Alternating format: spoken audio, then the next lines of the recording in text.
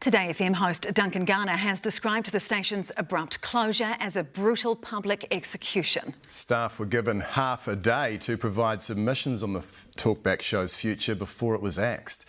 And as Zane Small reports, it could leave its owners exposed to legal action. Today FM's explosive final broadcast. They have f***ed us.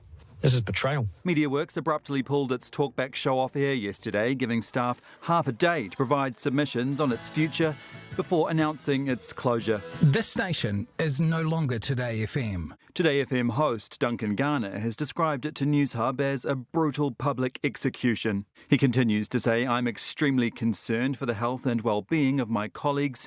This has impacted us greatly and affected some people to the extent that it's life-changing." AUT media lecturer Matt Mulgard says he's never seen anything like it. When people end up on air venting because they've just found out they're about to be fired, you've done something wrong. Fellow radio host Rachel Smalley took aim at MediaWorks' Australian part owners Quadrant Private Equity in a piece for NBR, describing executives who recently paid a visit to the station as hitmen who looked at the numbers and left with a directive to shut down the station. She also questioned the suddenness of the closure and the lack of employment process.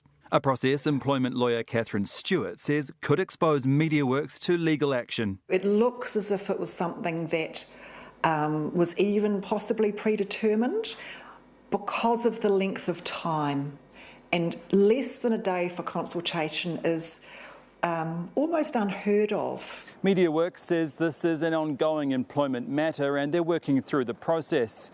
A spokesperson says they're in talks with some staff about keeping them on, but they don't have a full picture of that just yet. But one staff member has told us that legal action is on everyone's radar. So while staff have left the building, it might not be the last MediaWorks sees of them. Zane Small, Newshub.